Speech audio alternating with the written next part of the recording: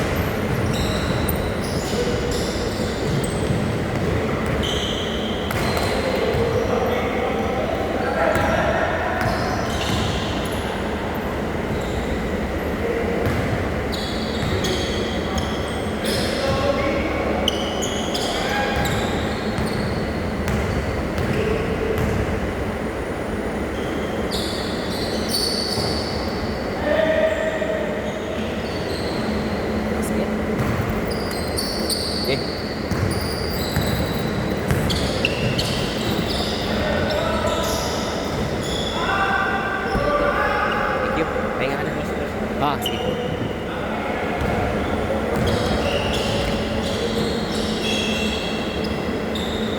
Basket! All four! Takbo! Gana!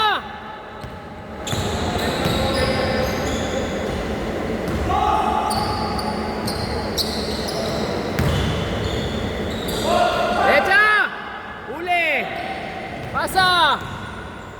Kaido! Pinektusan!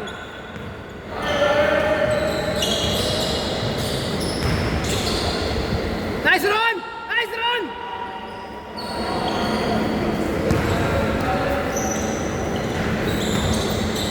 Nice D! Basket! No good!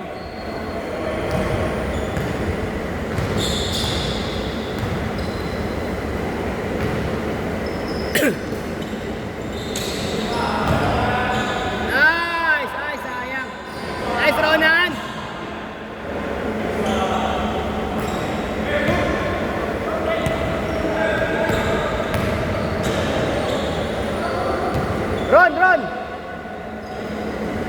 Teka!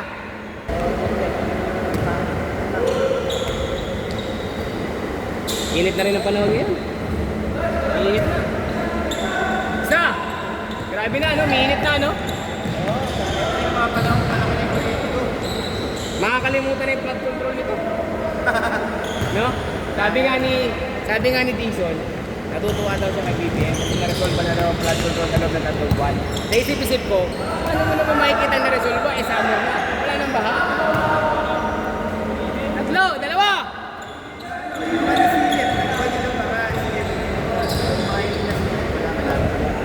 Alam mo sir, sa totoo lang, okay naman sa sana kumabaho. Ang problema nga lang, pinagtakpan niya yung isa sa Ilocos. Yun lang eh. Yung anak at saka yung pinsan. Yun lang ang problema. Yung gagalaw yung bandit na mag-anak eh. Ang dami nilang gumilit sa Davao, wala silang nahulak nila. Pati yung ginawang tulay na kay Duterte Legacy, kinuha nila. Diba? Sa kanila inauguration. Okay lang kasi tinuloy niya eh. Tinuloy niya naman. Pinapatuloy niya naman. Sabi niya naman kasi, hindi naman kami nagpunto yan. Hindi na naman eh. Tuloy niyo lang, hindi naman tayo maglalabas ang pera dyan.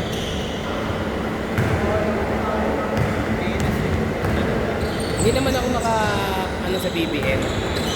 Kasi lahat naman ng politiko, normal yan. Dati yan na rin. Ang ano ko lang, Duterte ako kasi ayoko sa akin. Ayoko talaga. Ako na daw isa yung dito. Okay lang. Si Pangulong Duterte talaga nagtago lahat ng alis. Kaya laki ng pakinabang. Tatalit sa Davao. Ako puro taga-Davao ay. Ayaw. Pag pinapapunta sila dito ng office ay lumalabas dito. Well then, dati ko taga-Jensen eh. Tapos yung mga pinsan ko dun sa Davao na dun tumira sa Davao. Okay daw, pumunta akong Davao. Alam mo ba na gano'n kami, na taxi kami?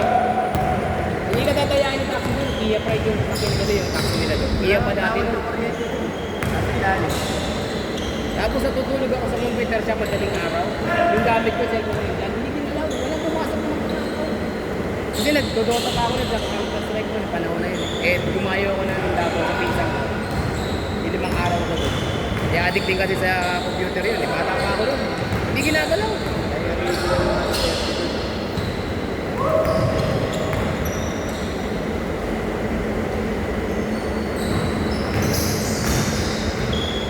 Samantalang dito, pag nasa computer shop ka, nakatago na lahat. O, dating mo. Ito, nakalabas na, hindi kinukuha. Eh. Ang dami pang tao. Kasi madaling araw yun. Computer pa lang. Wala, hindi sila. Hindi sila. Eh dito, sa amin, sa lugar namin na sa Onyx. Ano, Onyx ka? Medyo mga. Wala. Hindi lang ako. Pero B, nasa kami ang diamante ako. Road 5. Dami dyan sa amin, di ba? Lalo na sa amin. Nandun lang yung mga tutulak eh, sa amin, sa lugar namin sa Road 5. Buti pa dati, nagpapanaan lang eh. Renta. Student lang tayo. Dati, mga bata pa tayo, mga 90s. Oo. Kahit natakalian naman, nag-aabot lang doon. Ganun talaga. Kilala ko nga yung mga ano doon. Mga may hawak. Mga nag-evento. Sabi nga ni Father Flappy, ginagawa lang daw pang hanap buhay. Hindi naman daw talaga literal siguro magkapit.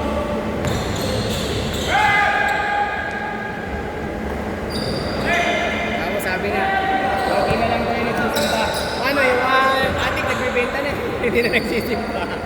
Subukan mo pagbawalan yan, nagsisimba ulit lahat yan. Dalawa! Wala na! Dalawa!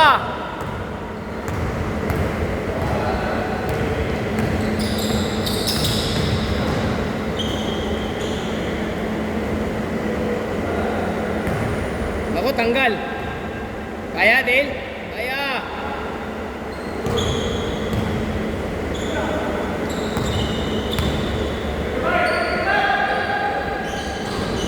Diretso, sayang.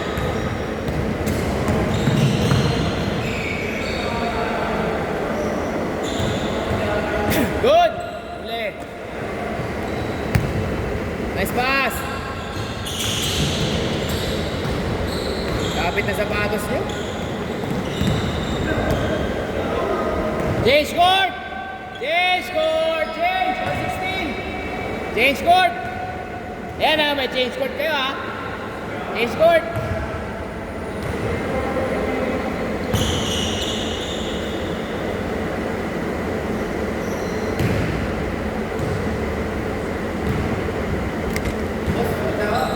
Ingat! Napapagaling ako ng ano? Braso. Okay. Sabihin mo lang, papayaran natin ulit yan. Nice shot! Dalawa!